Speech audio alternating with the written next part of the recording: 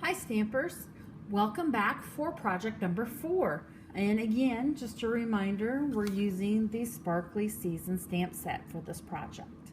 Here are the items you should receive in your class kit.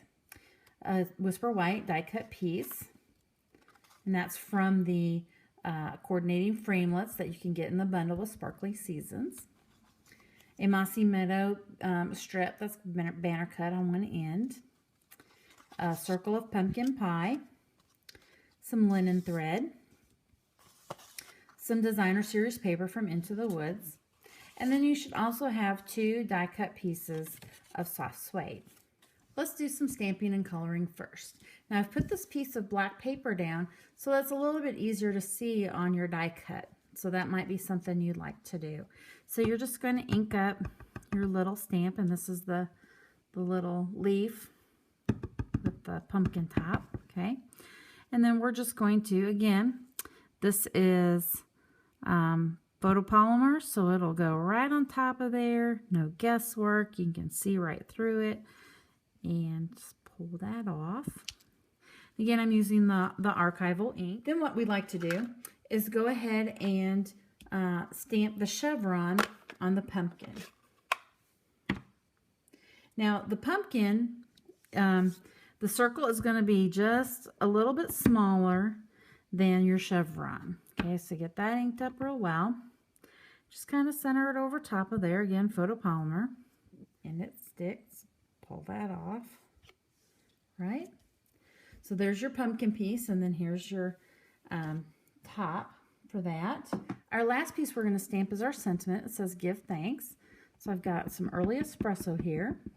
And we want to stamp that toward the banner end. So you can kind of move that over that way. So I think we've got a little extra here, but you can always trim that off with some scissors. So it says, "Give thanks." Now we're ready to do some coloring. So I'm going to start with the Mossy Meadow. And again, you know, this is our blender pen technique, but you can also use the markers, and I'll show you here in a second just what they look like. And if you want to add a little bit of extra, you know, shading there, that's what the blender pen's great for. And then we're going to use some early espresso. We're going to go ahead and color this in. And I've got my darker side to the left, so what I'm doing is adding more ink on that side and pulling it across. Okay, and just for comparison, here's what just the plain marker looks like. You can see a little bit of difference. This is more a solid color, and then this one has some shading to it. So whichever method you prefer, you can use. Let's start assembly on our pillow box. The best method that I have found is to use this multi-purpose glue, and it actually does dry fairly fast. So you just want to get this up in the corners, but you don't want too much so it leaks out the sides. And the reason why I found this one to be so good is because it does get into the corners and gets a really good seal. Okay, so what I like to do is first line up this bottom part here and get those holes matched up, okay, because this is a symmetrical die. These are both just exact same pieces. And make sure this top part's all lined up, and then adhere this piece. And it's all perfectly lined up. Okay, so now you're ready to add some glue here. Okay, again, you want to get it to the corners. I did try some tear and tape, but that doesn't get quite to the corners, so I found that this actually works quite a bit better. And then this one you should be able to just fold right down, right on top of that one. Okay, so before we start folding the edges in, we want to go ahead and decorate the front. Okay, so we'll go ahead and adhere our designer series paper piece, like my acorns, like this. So I'm gonna put my pumpkin on there. Now that we have this piece on, we're gonna go ahead and start folding in the ends. So it's a little bit easier to start placing. So I'm not using a bone folder. I'm just using my fingers to kind of nudge that in.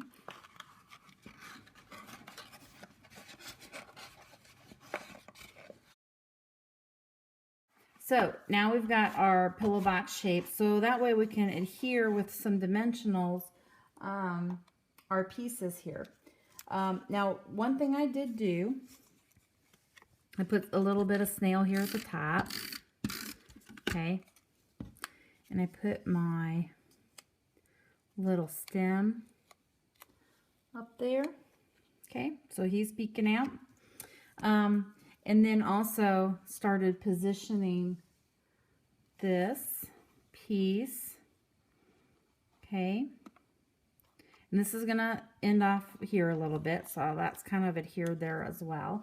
And if you need to, you can adjust it and snip off the ends and whatnot. So now we're ready to put the piece on with dimensionals. And what I did was it just did a line in the middle because the box is curvy. And so if you try to put dimensionals on the sides, it's really just not going to work. Okay.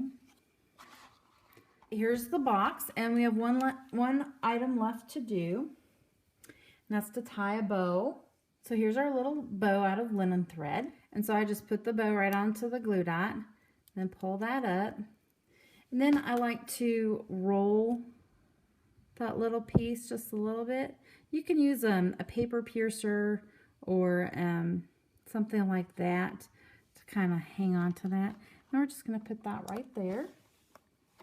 And then we need to get our ribbon scissors and snip our ends. Thanks for joining us for project number 4 for October 2015 online class. Stay tuned for project number 5. You don't want to miss it.